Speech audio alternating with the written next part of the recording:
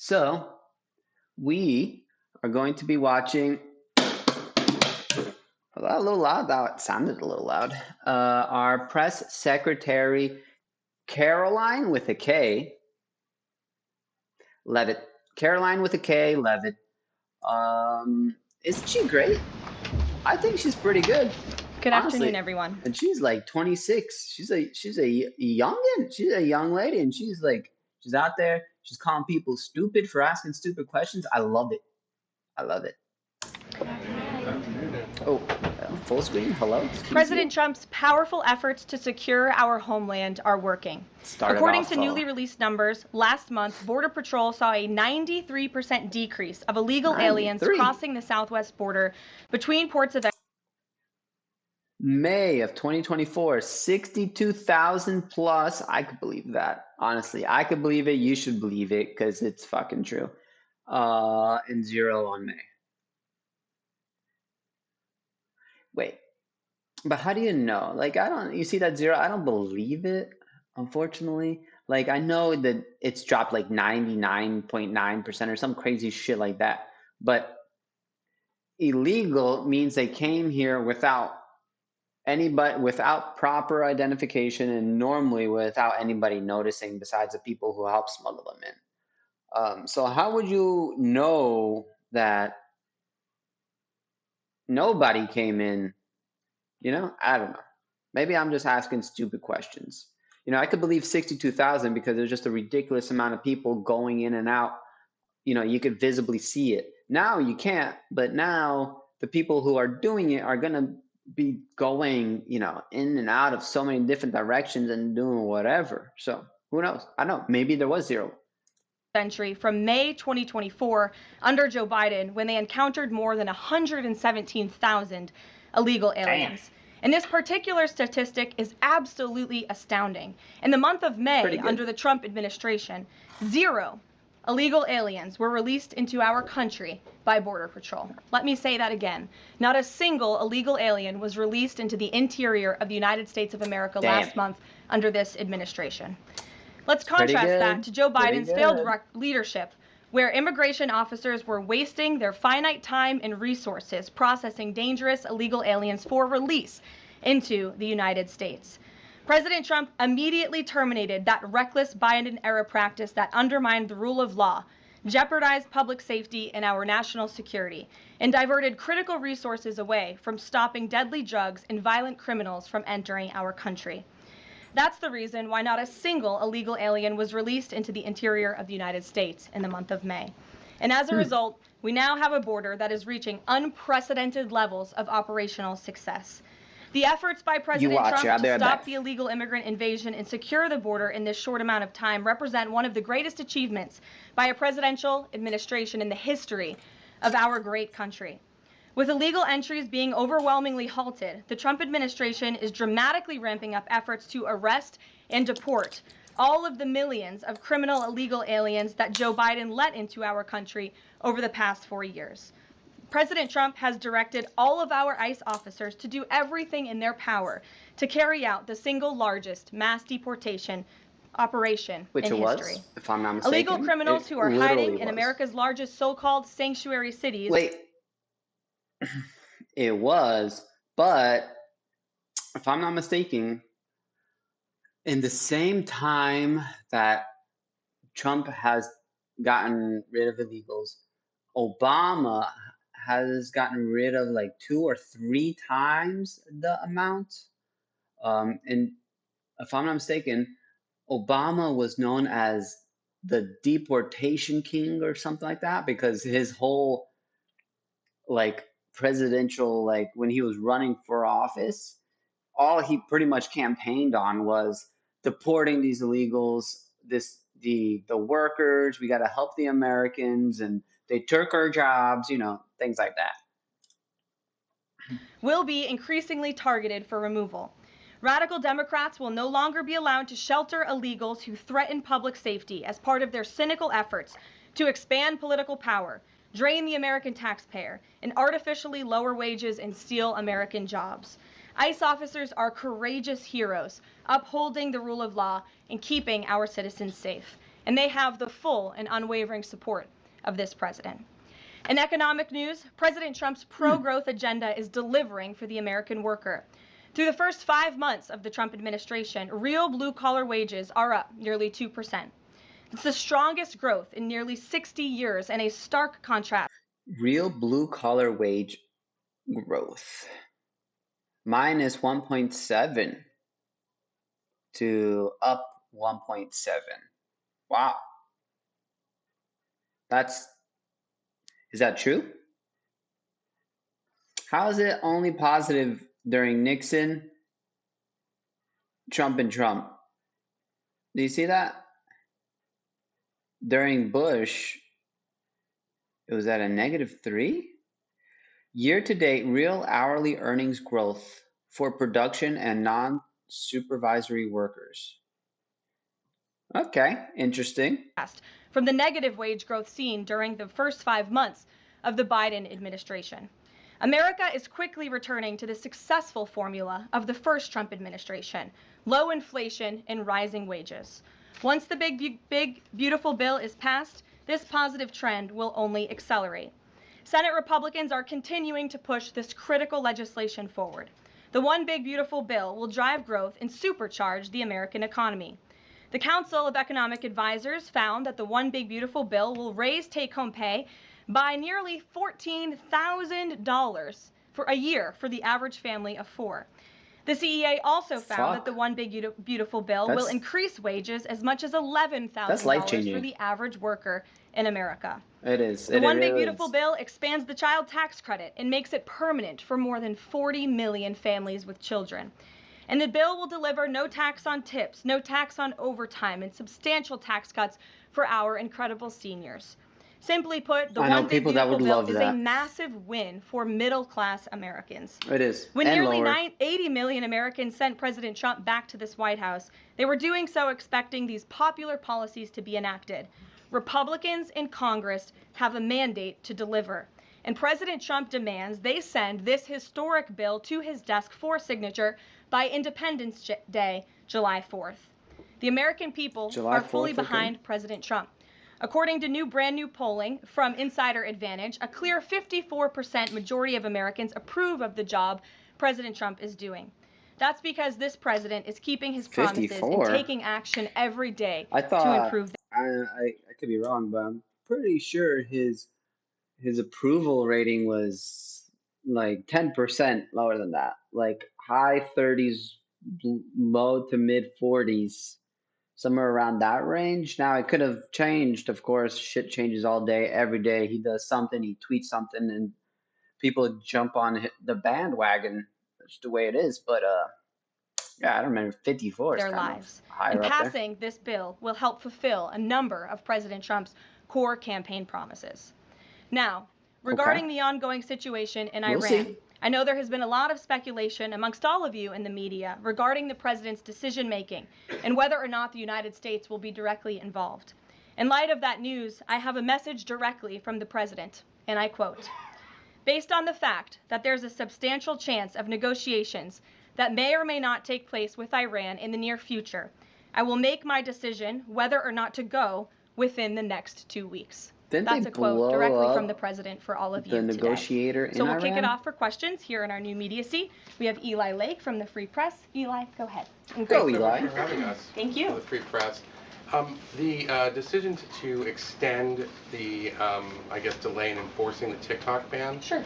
Can you talk about how the White House understands its constitutional authority in light of the Supreme Court's decision in January? The fuck are we talking about TikTok? The president had to enforce the ban. Sure. Well, as all of you know, because the president put it out on his Truth Social today, he did sign an executive order to extend the TikTok ban for 90 days. So in the effort to make a deal, and the White House counsel and the Department of Justice have reviewed this executive order, and I can get it for you. I think it's on our website by now. If it's not, my team will now put it up immediately, and you can read the language in that executive order. And the White House counsel Counsel's Office and the Department of Justice strongly believe in the legal rationale for this executive order. They wouldn't have the president's pen hit it if they didn't. And the political reasoning for this, of course, is because the president made a promise to keep TikTok on. There are 100 million Americans who use this app. It's widely popular. He also wants to protect Americans' data and privacy concerns on this app. I'm sorry. If you've used TikTok, your privacy, your data is fucked anyways already. Like let's forget about it. The privacy and data, I know, but people post so much of their own personal shit online already. If somebody on TikTok wanted to find somebody's shit, they could find it easy. They could easily find out. Fucking John Smith Magoo.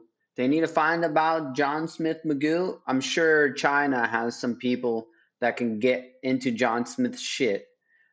Then China remotely hack Sony or like shit like this. Like I don't know. Fucking they constantly government talks about protecting data, but then they do fucking things. They make deals with Palantir and all other organizations that all they do is take your data.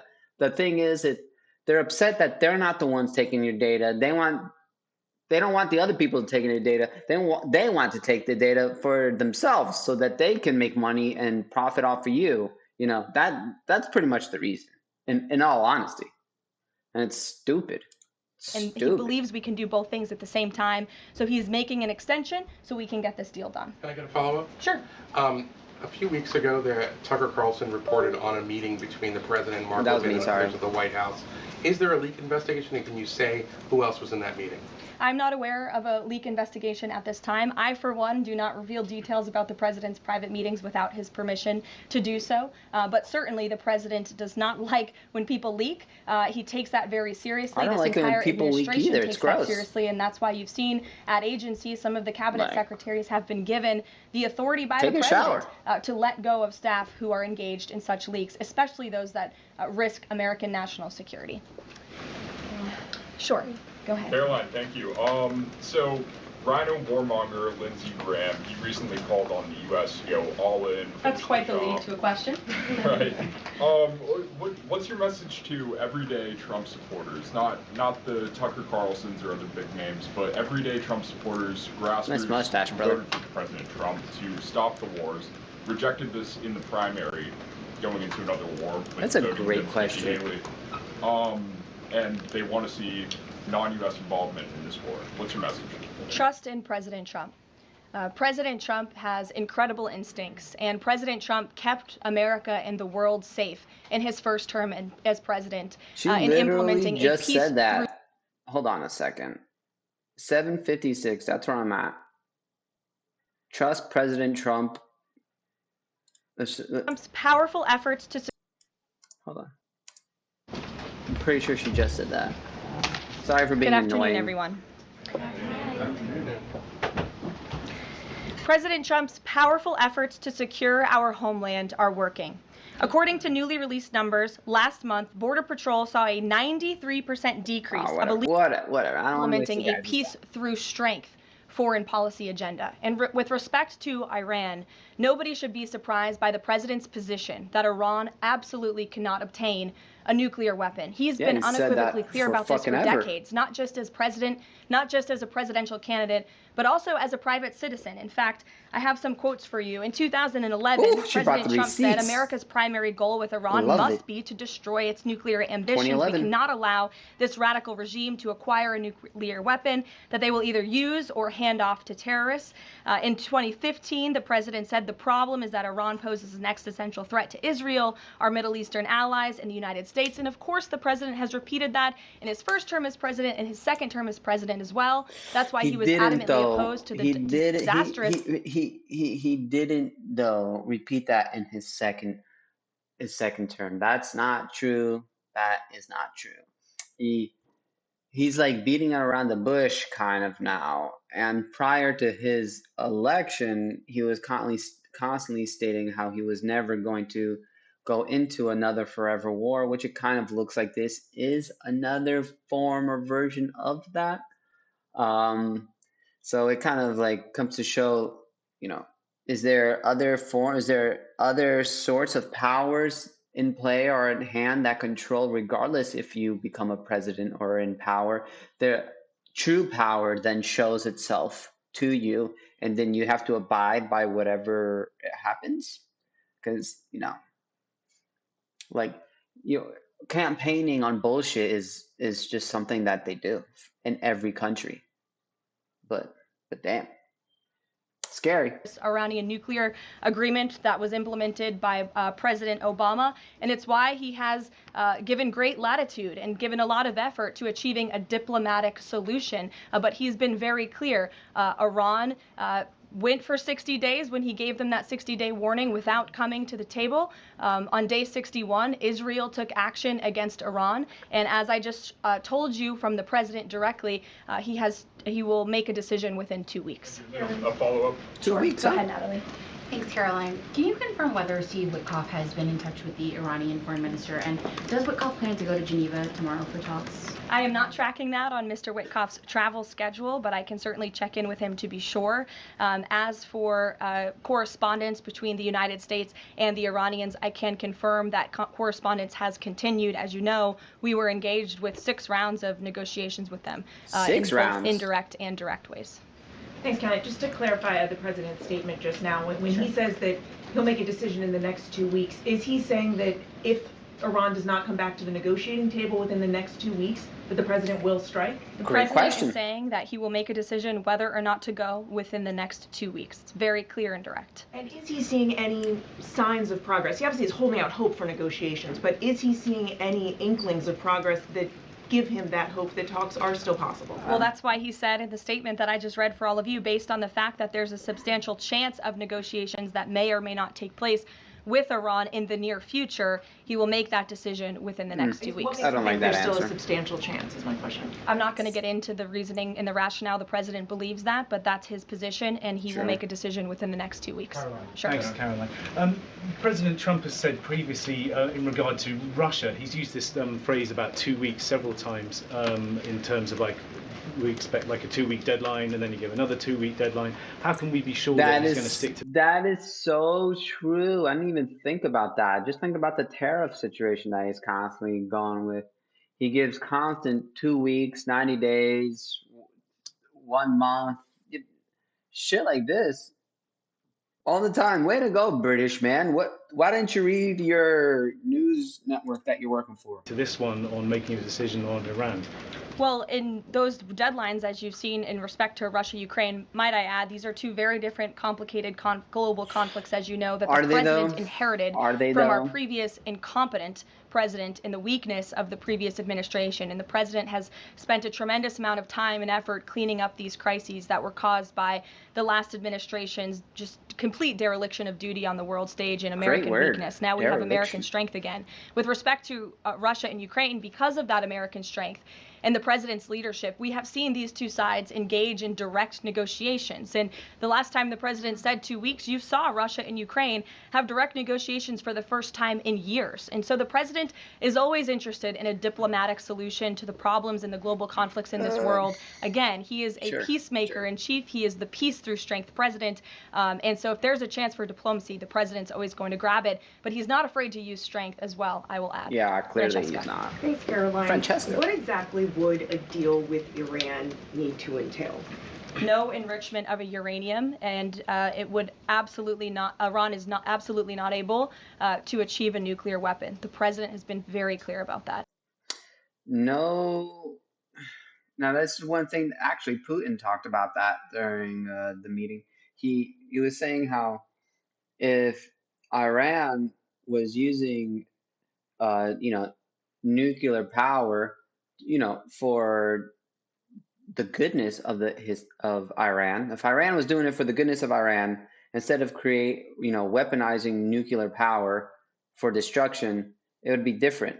It really would be. But now, even if Iran does say, yeah, we are not going to use any nuclear power ever at all, can you trust them? Because they've lied and have said so much stuff in the past, like the boy who cried wolf. Can you trust them? And let's say that they you know, you have somebody there, it's still like, now you have to babysit a country forever? Is that where Israel is going? They're talking about getting rid of the supreme leader in Iran. But then what? You get rid of the guy, and then are you gonna be the one who then controls Iran? Why would it be Iran then? Just fucking call it Israel 2.0. It's kind of like no, it doesn't. It doesn't make sense. It doesn't make any form of sense for anything. It should be no country should have any access to any nuclear anything. If it's kind of like, and so many people don't agree with that, which I understand. But it's kind of like when you're in school and some stupid fucking ass kid in your class decides to do something retarded, and then the teacher is like, you know what? No recess for everybody. Sorry, because bullshit Jimmy over there decided to act like an asshole. So now everybody suffers. That should kind of be, in my opinion, that should kind of be the way we look at nukes, especially in a weaponized form. It should be, okay, we can't trust Iran with it. Let no country have it, because if one does, then one has like the carrot that dangles over in front of the fucking whatever. Let's say America was the only one with nukes around the world. Then the carrot is a nuclear bomb that there will be wiggling around the world,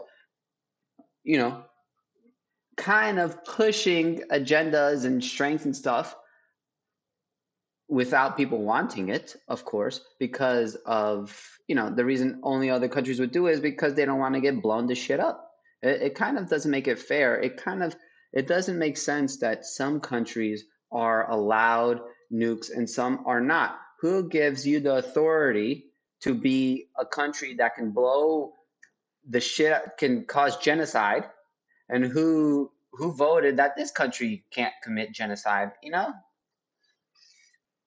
I don't know. Maybe I'm just stupid. I'm looking too much into it and I don't know what I'm talking about.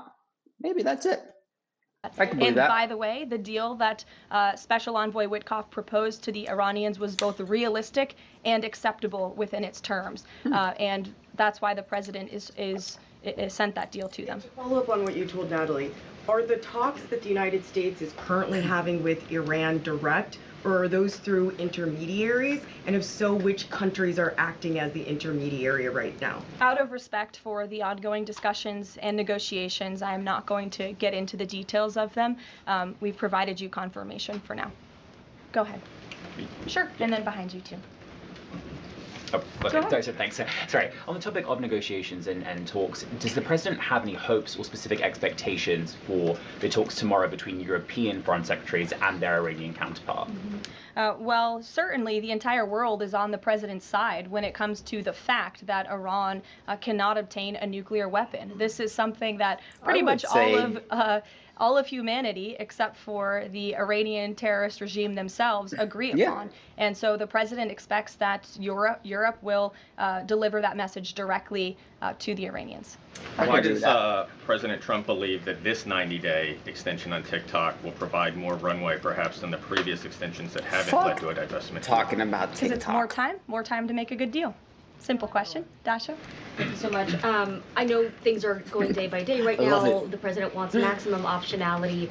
Is the possibility of the U.S. getting involved in regime change in Iran at all on the table at this point? And then I have one on Sure. The president's top priority right now is ensuring that Iran cannot obtain a nuclear weapon and providing peace and stability in the Middle East. And on Medicaid, Caroline, the Senate put forward Medicaid provisions, particularly a lower cap on state provider taxes that hospitals have said would lead to mass closures, particularly in rural communities. I'm sorry, that's bullshit. The hospitals are saying that lowering the cost of medical is going to cause hospitals to close down, maybe because the doctors and the fucking assholes working it are making a little too much money, fuck you.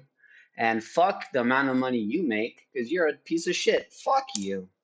What? Is the president willing to sign a bill that includes those provisions that Republican senators like Josh Hawley say will lead to hospital closures? Out of respect for the ongoing discussions that the White House is very much actively involved in with our friends in the United States Senate, I won't comment on that specific provision. Look, the bill hasn't been sent to the president's desk yet. There's more room for change. The president, for one, I will reiterate, has been very clear on his priorities with respect to Medicaid. He wants to see waste, fraud, and abuse ridden from the system to protect it for tax-paying citizens who deserve those much-needed benefits. He wants to prioritize the sick, the needy, the poor in this country who deserve those benefits, not the 1.4 million illegal aliens who are receiving them. And he wants to make sure this one big, beautiful bill kicks those illegal aliens off of this program to preserve it and protect it and strengthen it for the American people. And the president has been very clear in that message to his friends in the Senate. Jackie. Thank you, Caroline. Sure. Logistically, if the Iranians are getting to Geneva, does that mean they've found a way to get to the White House? I am not going to get into hypotheticals, but as you heard from the president yesterday. If they were able to get to Geneva, were they able to get into the White House? I'm sorry, what? How is that the same? How are you comparing? They have expressed interest in doing so. There's a lot of pressure on the president to come to the aid of Israel. There's a lot of pressure on him to finish the job with force. How is he balancing the concern that if he doesn't choose to do that, that it would send a message to Xi Jinping about the U.S. commitment to Taiwan? Well, the president enjoys a very respectful and cordial relationship with China's president. He has long maintained that, even in his first term. And China and the United States share many strategic interests, both in terms of economics and also, of course, global affairs and foreign policy as well. However, when it comes to balancing these different viewpoints, the president is balancing a lot of viewpoints, and he is listening not just to other world leaders, but to his advisors and to people here in the country and the American people too. And I think that's what makes this president such a great leader, is his ability to listen and make a good decision on behalf of the American public based on his instincts and his experience. Don't forget, this is a president who was here before, and the world was a much more peaceful and stable place when he left office than when he came back in after the past 4 years of complete incompetence by the previous president. Philip, go ahead. Thank you, Caroline. Two quick questions. When the president says Iran is very close to a nuclear weapon, is he relying on U.S. intelligence or intelligence sharing from an ally to make that assessment? It is a fact, and the United States government maintains this fact, that Iran has never been closer to obtaining a nuclear weapon. And then if the U.S. were to take some type of military action, would the president go to Congress to seek war authority? I'm not going to engage in hypotheticals. I gave you the statement from the president. He'll make a decision within 2 weeks. Thank you, Caroline. I like it. Go ahead. Thanks, Caroline. Harry and then Elizabeth. Two questions, one on Iran and then the second on something Jasmine Crockett said this morning. So given that we know the Iranian government did order an operative to assassinate the president, is there concern that Iran might respond with non-traditional military ways to some kind of strike on Iran, such as another assassination attempt? And has the Department of Justice looked into this last attempt on the president's life? I believe Secret Service and the FBI have looked into the 2 assassination attempts that took place against the president, both of which were sad days in our nation's history. So I would defer you to the Department of Justice on where those investigations stand. But as for your question regarding Iranian retaliation, I'm not going to engage in hypotheticals again, but I can assure the American public and the world that this administration is prepared and ready to defend American interests and assets, not just in the region, but here on our homeland as well. Thank you. And then really quick on Jasmine Crockett, she said, I believe, that Trump supporters are mentally ill before calling for bipartisan support against the president. Can you respond to that, especially considering she's a rising star in the Democrat Party right now? She is a rising star. It's quite something to behold, actually. I hope that she continues to be a rising star for the Republican Party, at least. I think it's incredibly derogatory to accuse nearly 80 million Americans of mental illness. The last time I checked, Jasmine Crockett couldn't dream of winning such a majority of the public as President Trump did. And the America First movement, which President Trump has built, is filled of hardworking patriots, the forgotten men and women, business owners, law enforcement officers, nurses and teachers, and middle America, as we all know, from where you all grew up, outside of this beltway. That's who makes up this president's movement. And Jasmine Crockett should go to a Trump rally sometime and she can see it for herself. Jennifer. One on North Korea and one on China. Sure. On North Korea, they launched some rockets into the ocean today. What does the White House make of that? Do you read any meaning into North Korea launched some rockets into the ocean? Hold on. Hold the phone. That's not North Korea rockets. Let's see what it says. We are watching that. Oh, is that it? North Korea fires 10 rockets, 43 seconds. North Korea answers the Allies' first Lee-era air drill by firing 10 240mm rockets from Sunan toward the Yellow Sea just after 7 o'clock. South Korea's Joint Chiefs tracked the salvo northwest of Pyongyang and warned debris could fall near the northern limit line. Japan scrambles F-2s while US B-1Bs divert to Andersen after trilateral sorties capped yesterday's exercise. Seoul issues a public safety text and commuters crowd screens as live radar loops roll across broadcasters. Hours later, a Seoul hearing on North Korea policy hears the new NIS nominee predict U.S. preemptive strikes if Pyongyang ever uses nuclear arms. Remember to like, comment, and subscribe. Interesting. All right, well, there goes that. To that timing of that launch. And then on China, do you have any reaction to Xi Jinping's offer of intervening in Iran diplomatically? And are you seeing any signs that China would get involved militarily to support Iran? I don't believe we're seeing any signs of that at this moment in time. As for Xi Jinping's offer, I will leave it to the president to respond to that himself. As for your question about North Korea, we are monitoring the situation. The Trump administration is in close contact with our new South Korean counterparts as we work together to deter our adversaries and preserve a free and open Indo-Pacific. And no matter where, our adversaries and our allies alike know that President Trump will not tolerate threats against our interests on his watch, even as he works to resolve the wars that he inherited.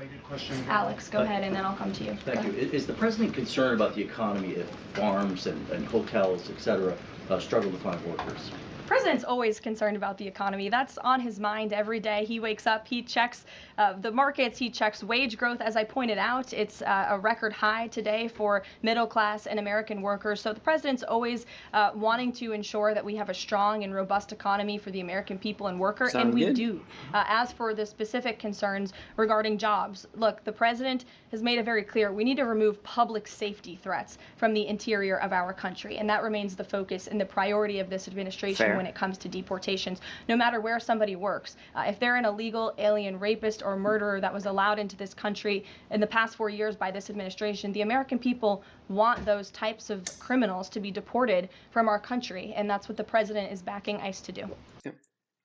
I just have to say, she said the word rapist, okay, which for some reason these days, words are bad. Rapist, retard, fuck. They're all, it's like a whole thing. You can't say words because there's something bad about the words. Yeah, the words, especially when you use it, like saying, I'm calling somebody a retard, that's bad. That's being rude, okay? But we can't be soft. I appreciate that she said the word rape because for some reason they just don't say it these days. It's weird. It's so weird that you can't say words these days. I don't know. I don't know. People are too soft or I don't know. But it's weird. And I like that one day when Donald Trump called I think it was DEI. He called it bullshit just on TV. He was like, that's just bullshit.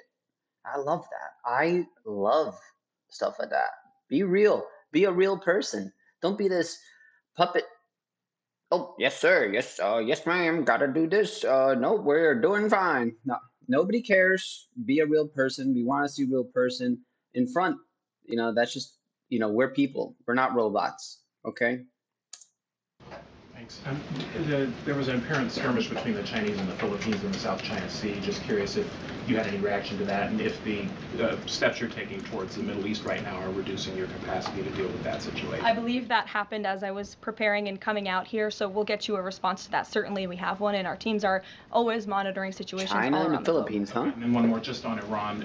Just over the past 24 hours, we've seen some Israeli strikes on Natanz, Isfahan, and Kondab nuclear facilities. Is there any assessment just of how effective or what the result of those strikes will be? What I can share is that the IDF and Israel, I think, have exceeded a lot of people's expectations in their ability to really hinder Iran's nuclear facilities, but also they've taken out key people in the Iranian regime's leadership as well. So this is something, of course, we are monitoring and watching every day, and the president was just in an intelligence briefing. He continues to be briefed by his National Security Council, and he will throughout the duration of this war and conflict. And he also remains in constant communication with our Israeli counterparts, most notably Prime Minister Benjamin Netanyahu. Kristen. Thank you, Joanne. We have heard from a number of U.S. officials who say that Iran doesn't want to make a deal, that they are just stringing the United States along. What is to say that they are not going to continue to do so if we continue to give them That's what I would ask. Now 2 weeks before 60 days? Mm-hmm. Look, Iran is in a very weak and vulnerable position because of the strikes and the attacks from Israel. Doesn't mean they're not assholes. And with respect to the president's statement, I shared that with all of you. And he has been very direct and clear. Iran can and should make a deal. We sent a deal to them that was practical, that was realistic, or they will face grave consequences. Why is Steve Witkoff not participating in the talks this week? I can ask Mr. Witkoff why he is not. Thanks, Caroline. Does the president object if Israel attempts its own operation against Fordo in the next 2 weeks?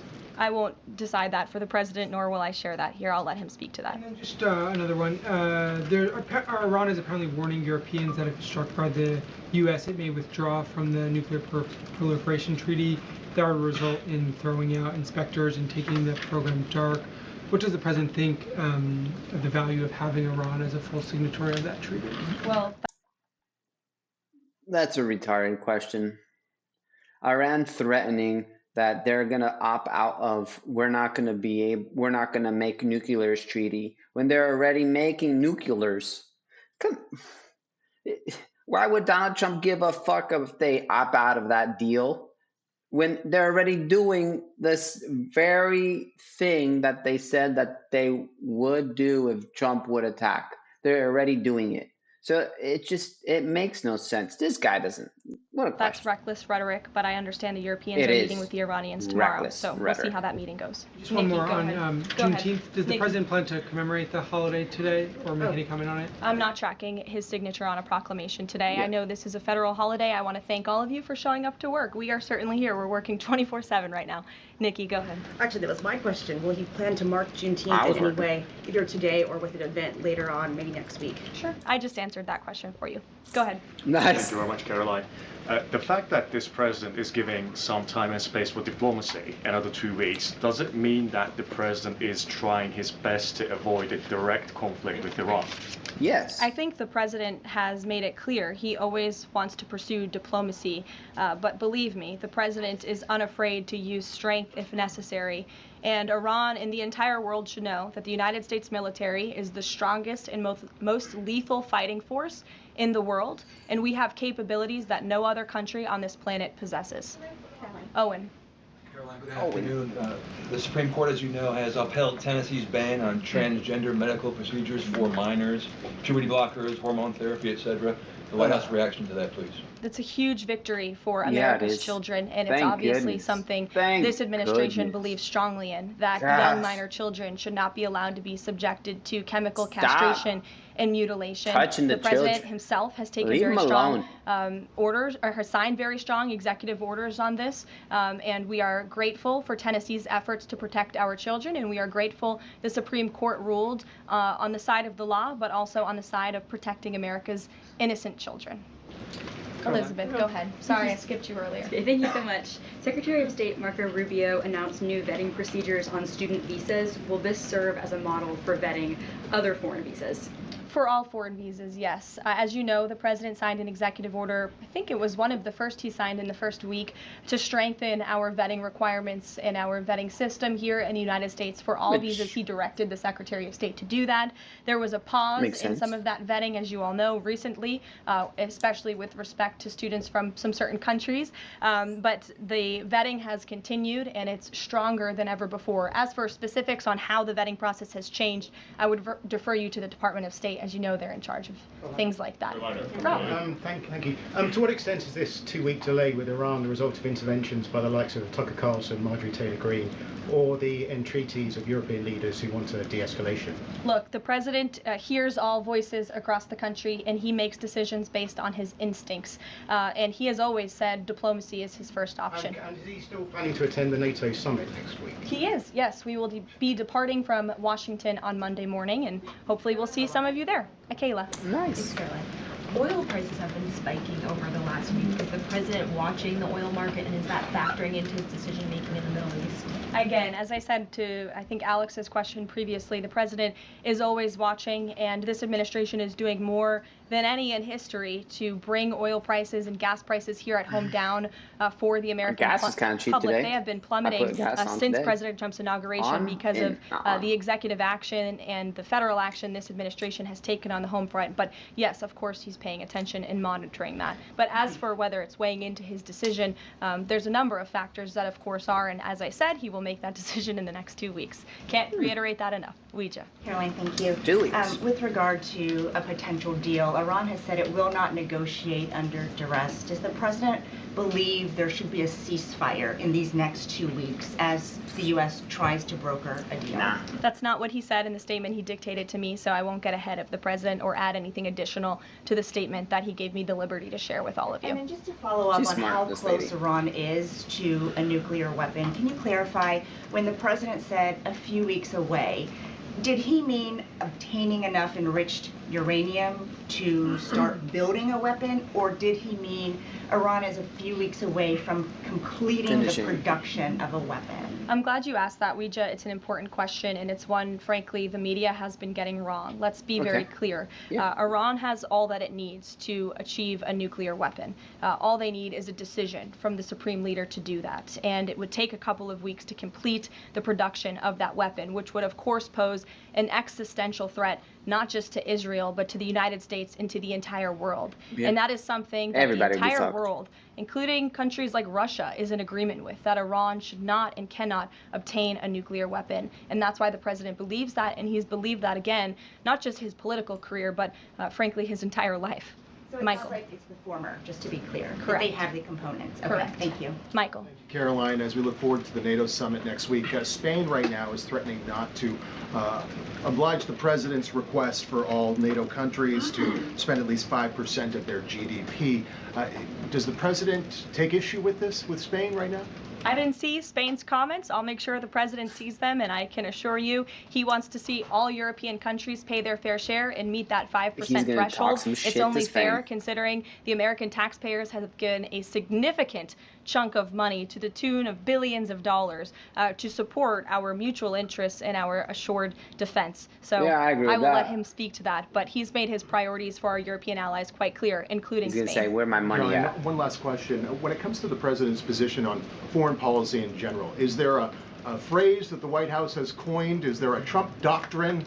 Does the president like to talk about this? Anyone here in the White House talking about this? And if so, if there is something akin to a Trump doctrine, how would you define it? America first, always. And with that, I think I'll leave you. I know there's a lot of news in the world right now. As you know, our team is always here to answer your questions, and the president, I am sure, will take... Thank you, Caroline Levitt. That was actually pretty good. She did pretty good. Learned a lot. A lot of info. A lot of info. What do you think? What do you guys think? Huh? There's a lot of shit going on. A lot of shit going on in the world. Let's see. There's a war going on against Ukraine and Russia. There's a war going on against I think they said China and the Philippines, they said something. Then we just saw how North Korea is launching missiles into the sea. What else? Israel and Iran also. Yeah. That's true. Sheesh. Damn. Like, there's some major shit going on in the world right now. Isn't it already? If so many countries are in a war, let's say, are fighting, soldiers are dying, wouldn't you consider this already World War III? Right? Like America is not sending boots, boots on the ground to another place yet. But as soon as they do that, let's just say, I don't think it'll happen, but let's just say Donald Trump sends people, soldiers to Israel. Would you now call it World War III? Because now the U.S. is going and getting involved in an actual war. Insane. There's a lot of shit happening.